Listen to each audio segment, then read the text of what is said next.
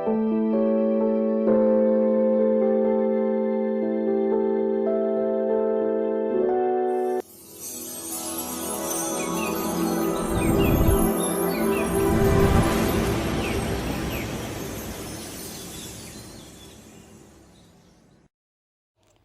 mừng các bạn đã quay trở lại với kênh đang móc len của Dương Liệu Handmade.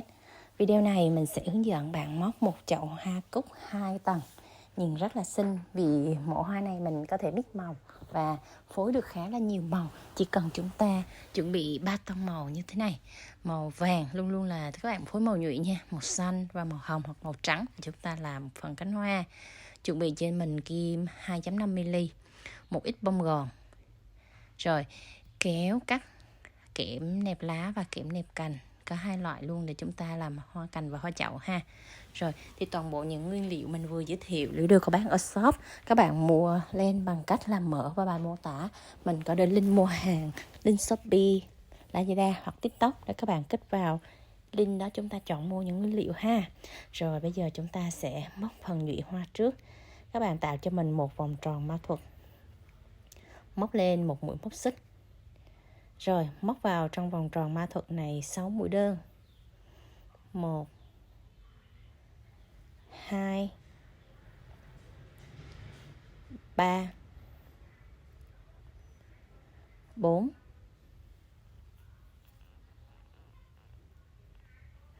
5 6. Rồi xong 6 mũi đơn, chúng ta sẽ siết chặt cái sợi len ngắn lại và móc một mũi trượt vào ngay đỉnh đầu của mũi đơn đầu tiên để chúng ta kết thúc xong hàng thứ nhất. Rồi, ngay đỉnh đầu của mũi đơn đầu tiên nha các bạn. Rồi kéo lên qua. Rồi, tiếp tục lên hàng thứ hai, móc lên một mũi móc xích. Chân đầu tiên chúng ta sẽ móc một mũi đơn và nẹp luôn cái sợi len thừa đi vào trong chân móc. Chân thứ hai chúng ta móc một mũi V, tức là 2 mũi đơn vào chung một chân móc. Rồi như vậy chúng ta sẽ lặp lại công thức là 1x1V, 1x1V, lặp lại tương tự như vậy 3 lần ha. Rồi các bạn sẽ móc đều 1x, rồi chúng ta đến 1V, 1x, 1V, còn lại hai chân cuối các bạn lặp. Rồi còn lại một chân cuối thì chúng ta sẽ móc 1V, 1x, 1V các bạn ha. Rồi lặp lại như vậy 3 lần cho đến hết hàng. Xong rồi thì chúng ta sẽ lộn ngược cái phần len phải lên trên. Rồi như vậy ha. Mình móc một mũi trượt vào ngay đỉnh đầu của mũi đơn để kết thúc hàng luôn các bạn. Lên hàng thứ ba móc lên cho mình một mũi móc xích. Chân đầu tiên chúng ta móc một đơn. Chân thứ hai một đơn. Rồi cứ như vậy các bạn sẽ móc đều là mỗi chân móc một mũi đơn, không có tăng mũi nữa. Hàng thứ ba mình móc là tổng cộng là 9 mũi đơn cho 9 hàng móc. Rồi cứ như vậy các bạn sẽ móc liên tục một chân móc một mũi đơn nha. Cái phần nhụy này thì các bạn sẽ móc chặt tay để khi mình nhồi gòn vào á, thì nó không có bị lộ gòn các bạn ha. Đó, rồi chân cuối chúng ta móc một đơn. Sau rồi mình kết thúc hàng cũng bằng mũi trượt vào ngay đỉnh đầu của mũi đơn này. Đó. Rồi cắt len. Các bạn cắt ngắn thôi, chừa khoảng tầm 1 cm thôi. Rồi trượt sợi len ra. Rồi dùng cái đầu kim móc chúng ta kéo cái sợi len trượt nó đi xuống phía dưới. Ngay tại cái chân mình vừa trượt đó là kéo lên túm vào cái chân móc luôn ha. Rồi và màu xanh các bạn cũng móc cùng chát tương tự như màu vàng đó cho cái phần đài và phần nhụy. Xong rồi chúng ta sẽ gáp hai cái mảnh lại với nhau, màu vàng và màu xanh ráp lại với nhau để chúng ta sẽ móc lên tới cái phần cánh hoa nha. Đó, màu xanh các bạn cũng móc 3 hàng móc tương tự như màu vàng. Rồi màu vàng thì chúng ta sẽ cho mũi nửa mép FLO thôi, và màu xanh mình sẽ cho luôn 2 mép len. Tại vì chúng ta móc 2 tầng cánh hoa cho nên màu vàng bắt buộc mình phải móc nửa mép trước. Rồi lên cho mình 5 mũi móc xích. 4 5. Rồi xong 5 mũi móc xích nè. Rồi chúng ta sẽ để ý ha. Thì khi mình đưa một mép len vào cái mũi màu vàng đó thì các bạn sẽ móc đều là mỗi trong móc một nửa mép hết ha, nửa mép FLO hết cho mình đó. Các bạn sẽ thấy nửa mép ở phía sau. Rồi thì chúng ta sẽ móc hết nửa mép vào đó. Rồi các bạn sẽ xoắn 3 lần len trên kim, và sợi màu vàng chúng ta vô 1 sợi len, sợi màu xanh chúng ta vô 2 sợi len, và bắt đầu chúng ta sẽ trượt lần lượt từ từ qua nè. Rồi mình móc lại ha, móc lại cái chân màu vàng và màu xanh, vô 1 lần len, 2, 3, 4. Đó, tổng cộng chúng ta trượt 4 lần len ha. Rồi cũng xoắn 3 lần, tiếp tục đâm kim vào đúng cái chân móc đó luôn. Mình móc tiếp cứ qua 2 sợi len, qua 2 sợi len lần 2, 2 sợi len lần 3, 2 sợi len lần thứ tư. Đó, tiếp tục xoắn 3 vòng len trên kim. Mình móc đúng vào cái chân móc đó thêm một cụm mũi kép 3 lần xoắn nữa. Rồi là mình xong 3 mũi kép xoắn đôi 3 lần ha. Rồi chúng ta móc 5 mũi móc xích. Rồi 5 mũi móc xích này mình sẽ trượt vào cái chân kế bên, chân kế bên nha. Rồi cũng lấy nửa mép màu vàng thôi, và màu xanh thì mình lấy 2 mét len như vậy. Rồi trượt qua đó, cứ như vậy chúng ta sẽ móc hoàn thiện xong được một cánh hoa rồi. Các bạn móc đến cánh thứ hai nha. Rồi trượt qua trong móc thứ hai thì chúng ta cũng lên tương tự là 5 mũi móc xích. 1, 2, 3, 4, 5. Xong 5 mũi móc xích chúng ta cũng xoắn 3 lần lên trên kim. Bắt đầu đâm kim vào đúng cái chân móc mà lên mũi móc xích đó luôn. Bắt đầu mình sẽ móc trượt 2 vòng lên trên kim, 2 vòng, 2 vòng, 2 vòng. Đó. Rồi chúng ta lại tiếp tục, để ý là mình móc nửa mép len màu vàng thôi nha.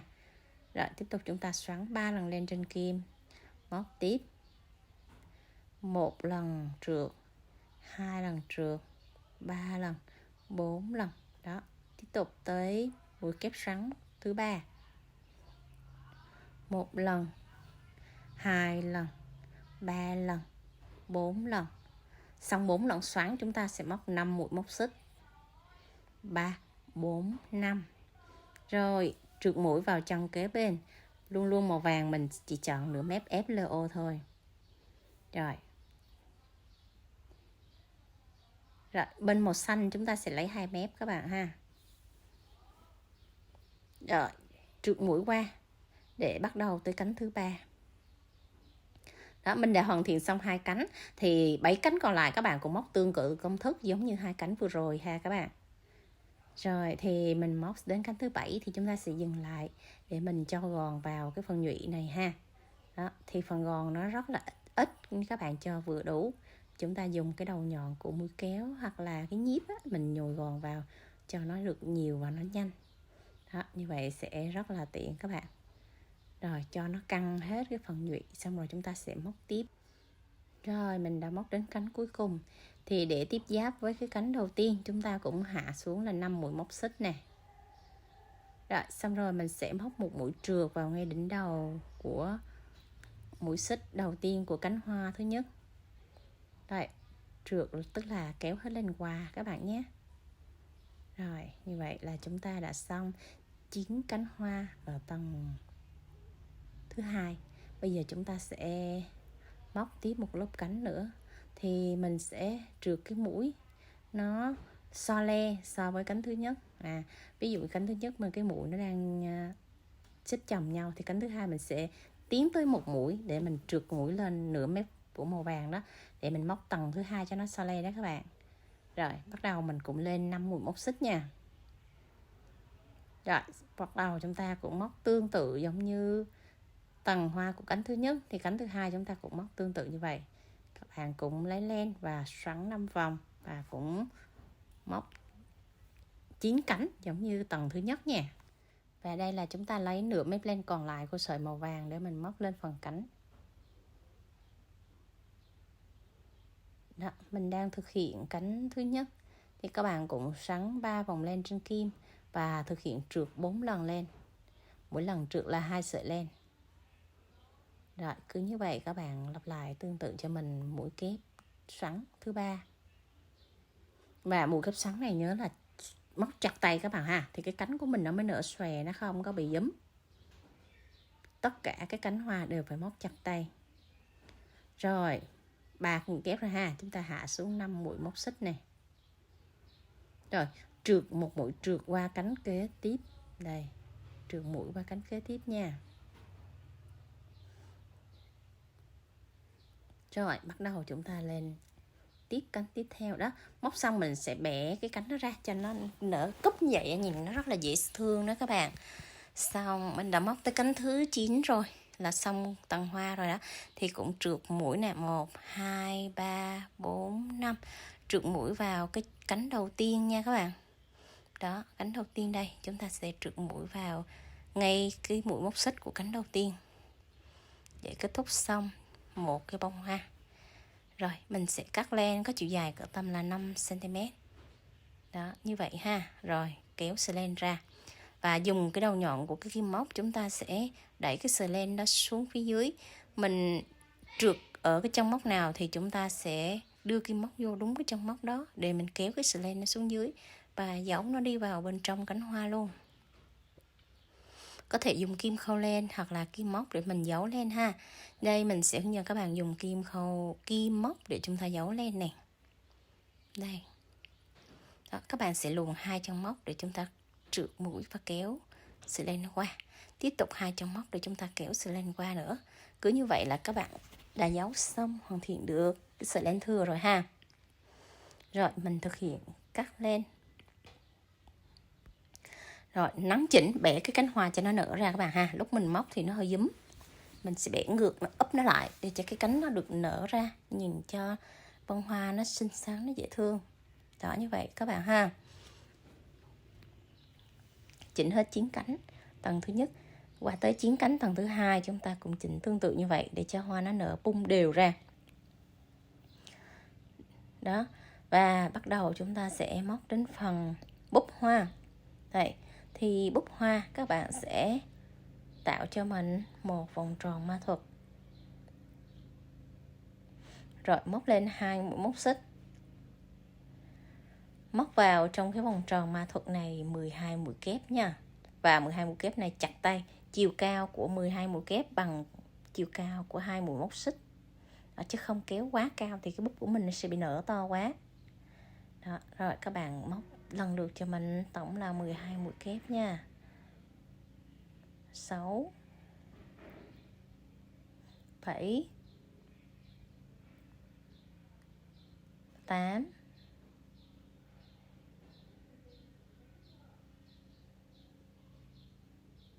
9 10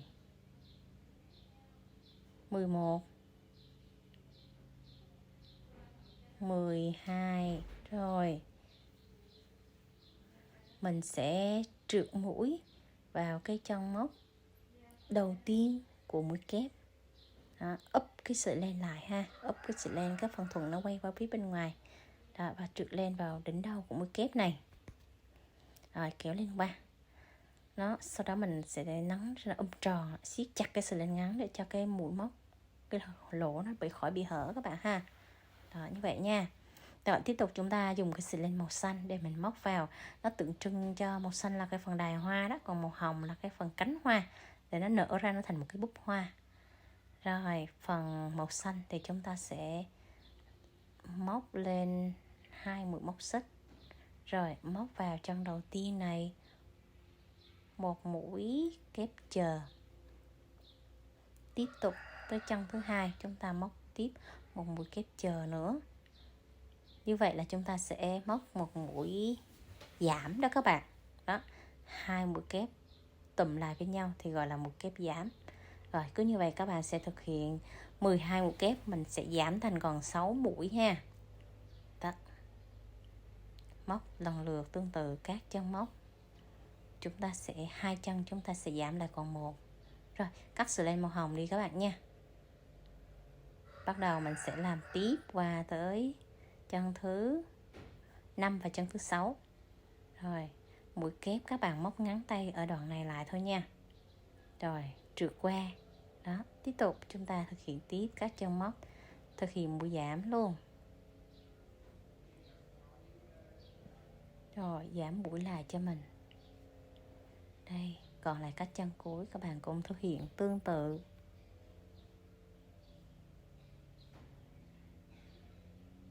Rồi trượt mũi qua. Rồi còn lại 2 chân cuối. Vẫn là mũi kép giảm các bạn. Rồi đến cái đoạn này thì các bạn sẽ nhồi gòn vào nha. Nhồi gòn xong rồi mình mới kết hàng, chứ không là kết rồi mình nhồi vào nó hơi khó, cái lỗ nó hơi nhỏ đó các bạn.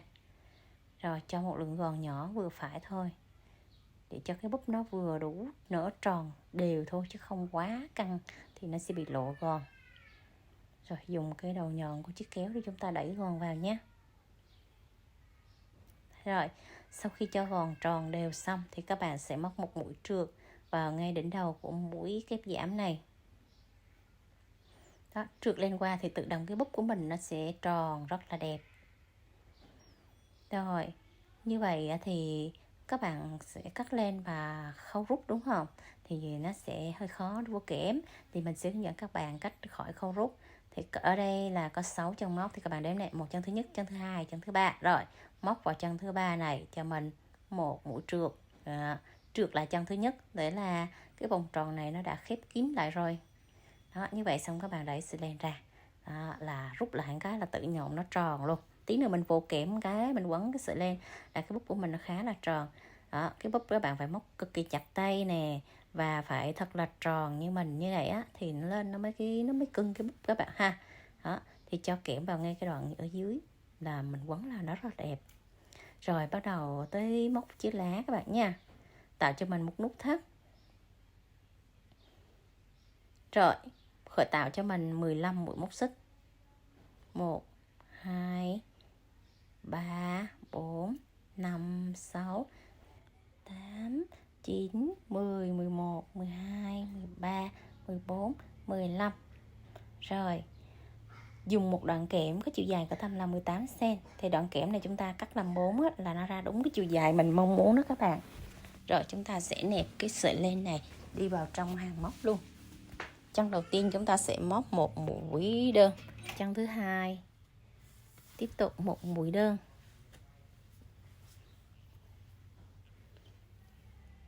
Chân thứ ba một mũi đơn. Rồi chúng ta sẽ lần lượt thực hiện liên tục mỗi chân móc một mũi đơn như vậy cho đến chân cuối cùng các bạn ha. Thì tổng là chúng ta sẽ có 13 mũi đơn ở 13 chân móc.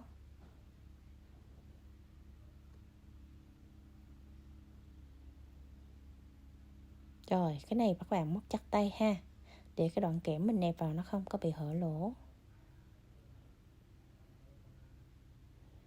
Rồi móc luôn đến chân cuối.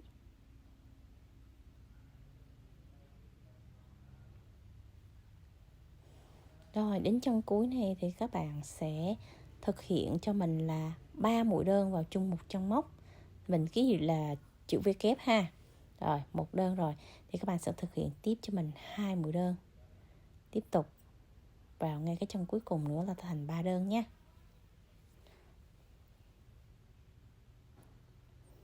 Đó, tiếp tục vào một đơn nữa. Rồi xong rồi, quay qua mép bên trái mình sẽ móc đối xứng tương tự, và chúng ta chỉnh cho đoạn kẽm nó có chiều dài bằng nhau trước, rồi mình sẽ móc đoạn bên trái nha. Đây, quay qua mép trái thì chúng ta sẽ móc chân đầu tiên cũng là một mũi đơn thôi các bạn.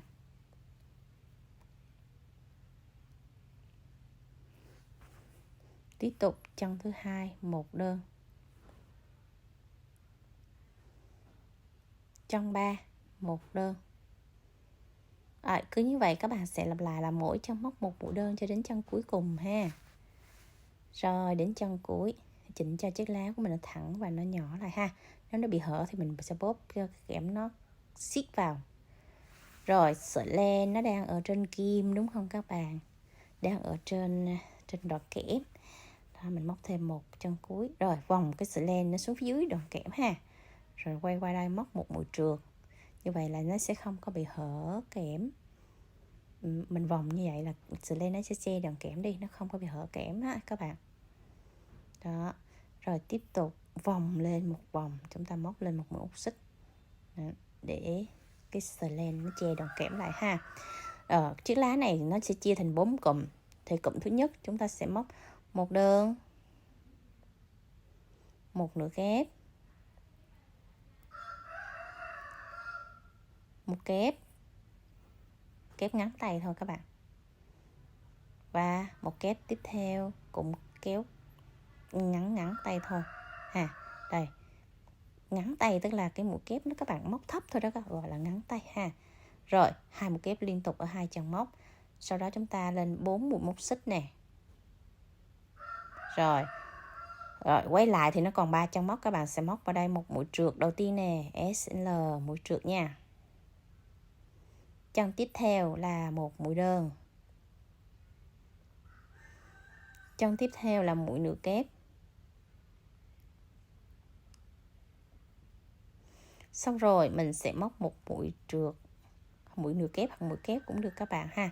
Nếu mình móc chắc tay thì mình móc mũi kép đó, mình ký hiệu nửa kép để các bạn móc theo, và móc một mũi trượt vào ngay tại cái đỉnh đầu của mũi kép để chúng ta xong cái cụm đầu tiên.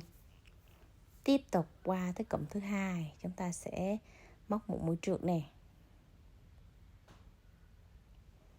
trượt đầu tiên nha. Rồi chân thứ hai là một mũi đơn, chân thứ ba mũi nửa kép, chân thứ tư mũi kép.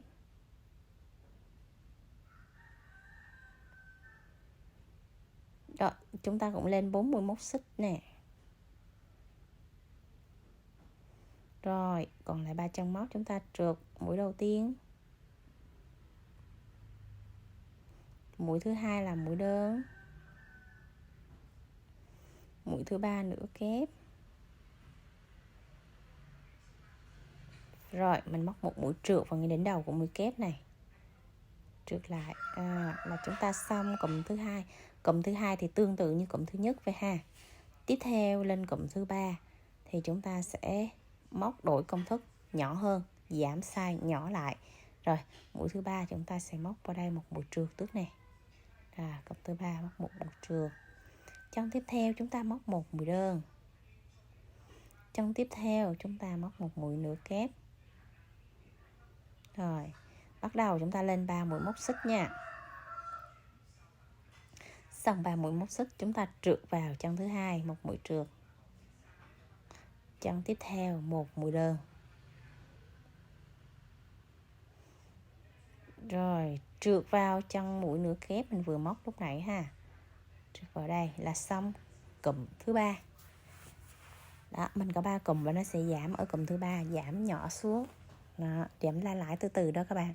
Bắt đầu đến cụm thứ tư thì chúng ta cũng phải đi một mũi trượt mới qua được cụm thứ tư. Rồi xong một mũi trượt tới chân tiếp theo chúng ta móc một mũi đơn. Rồi mình lên 2 mũi móc xích tại đây. Rồi trượt lại một mũi ở chân thứ hai.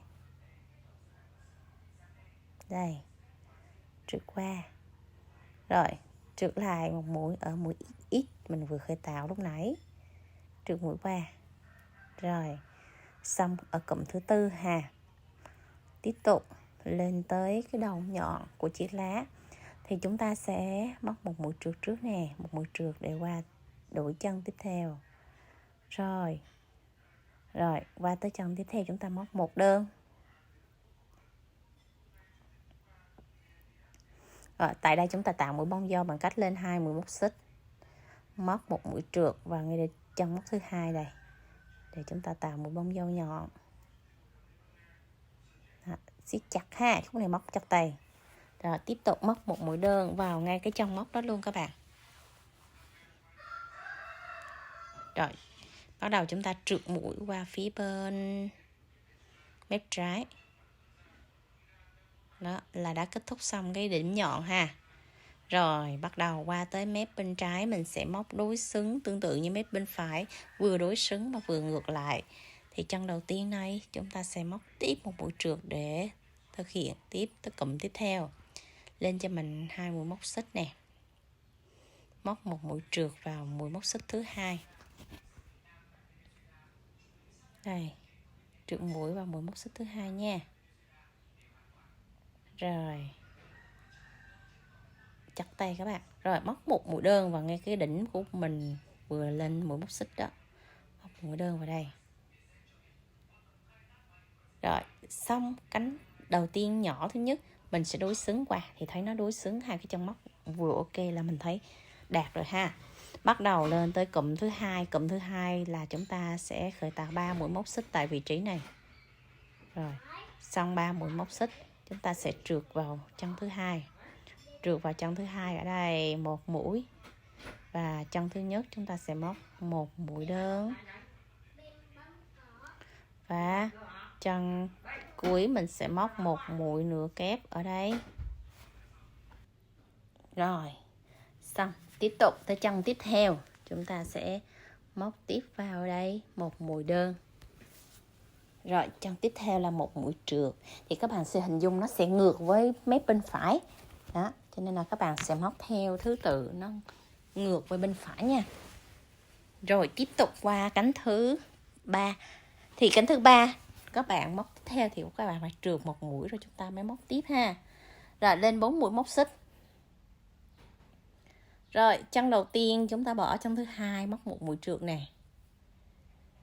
Chân tiếp theo móc một mũi đơn. Chân tiếp theo nữa móc một mũi nửa kép.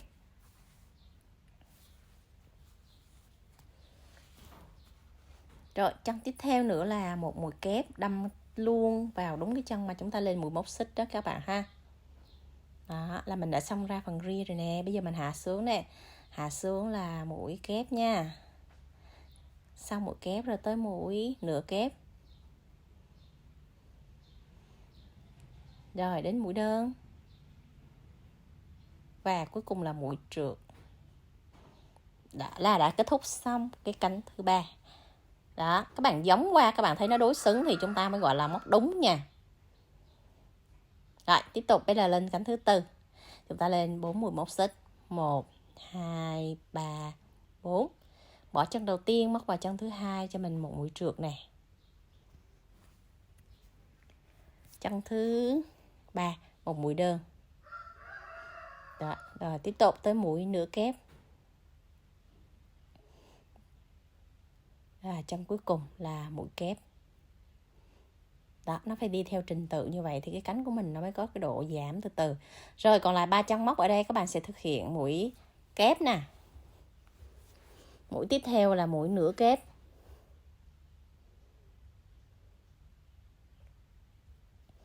Chân cuối cùng còn lại là mũi đơn nhé.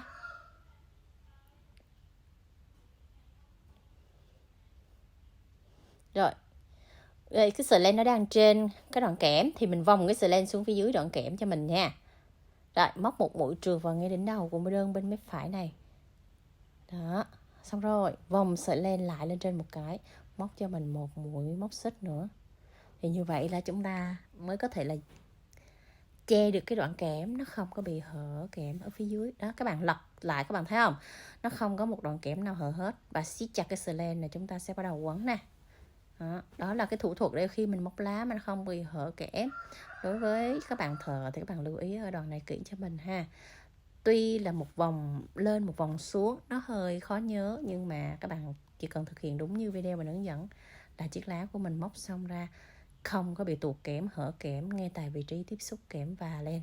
Đó, vòng lại một lần nữa, sắn chặt cái nữa. Đó, lưu ý kỹ đoạn này cho liệu để chúng ta móc lá nó đẹp mà rất là chắc chắn không bị tuột kẽm ra. Xong một chiếc lá. Đó, các bạn cầm ra các bạn thấy nó đối xứng là các bạn đã móc đúng nha. Tất cả đều phải đối xứng ở các cái cánh. Chúng ta có 4 cánh ria ra ở 4 mép. Thì 4 mép này nó phải đối xứng nhau, nó tạo thành một cái cánh nhọn của cái lá cúc đó, nhìn rất là xinh các bạn. Tiếp theo tới công đoạn chúng ta cho kẽm và quấn len. Thì trước khi cho kẽm này các bạn phải dùng cái đầu nhọn của chiếc kéo để chúng ta đẩy cái vòng tròn mã thuật cho nó rộng ra xíu để mình vô kẽm cho nó dễ dàng. Cái nụ cũng vậy ha, chọt cho nó có cái độ hở chút xíu rồi mình vô kẽm. Rồi đó, cho cái phần gòn nó mềm chúng ta dễ cho kẽm vào. Test thử luôn các bạn ha. Rồi lúc vô thấy nó vừa rồi mình mới đầu mình để cho keo vào. Rồi thử trước rồi mình mới cho keo. Bắt đầu cho keo vào phần bông hoa trước thì các bạn lấy một cái lượng vừa nhỏ ở trên cái máy chích keo đó, vừa nhỏ như thế này thôi ha. Rồi bắt đầu cho cái kẽm vào. Kẽm thì chúng ta cắt làm 4 xong rồi bẻ đôi ngắn để mình làm hoa cành hoặc hoa chậu đó. Rồi giữ chút xíu cho khô keo các bạn, bóp cho nó chặt lại để cái vòng tròn mã thuật này nó khít lại đó các bạn. Rồi tiếp tục tới phần búp, chúng ta cũng có cách là cho keo vào y chang như phần bông, hoặc một cách nữa là cho keo vào trong cái phần kẽm này ít thôi và nhẹ nhẹ thôi chứ không quá nhiều nó sẽ bị tràn. Rồi mình đút cái kẽm vào trong cái phần búp luôn. Đấy, như thế này. Rồi cho keo vào, đẩy sát vô và vuốt cái phần keo thừa đi, chứ không là nó sẽ bị dồn một cục ứ ở đó, nó sẽ quấn, nó bị cộm. Rồi như vậy là chúng ta sẽ cho slen để mình quấn chiếc lá với phần búp vào. Mình thực hiện là làm hoa cành hoặc hoa chậu thì đều có thể cho chiếc lá vào song song với phần búp trước nha. Rồi cho một cái slen vào đây, đó nó có cái chiều dài nó dài chút xíu để mình quấn cái búp đó, nó cứng. Rồi mình chèn slen vào để cái búp của mình nó có cái phần len ở trong đó nữa, cho cái búp của mình nó có độ cứng. Và quấn 3 vòng tại vị trí búp cho nó chặt, nó cái búp lên nè. Đó, khi các bạn thấy cái búp lên thì các bạn mới quấn xuống nha. Rồi quấn cho mình có chiều dài có tầm là 5 đến 6 cm là chúng ta sẽ bắt đầu vào một chiếc lá ở đây. Rất là chắc tay mà để quấn, các bạn thấy là quấn nó phải mượt như vậy thì mình lên cái chậu hoa nó mới xinh ha. Rồi như mình là mình vào chiều dài là 6 cm này các bạn. Rồi bắt đầu chúng ta vô một chiếc lá. Đó, áp chiếc lá nó vào vị trí này. Rồi, các bạn có thể chừa cuốn lá hay không cũng được ha. Như mình là mình sử dụng là không chừa cuốn lá. Rồi quấn chặt xuống cho mình.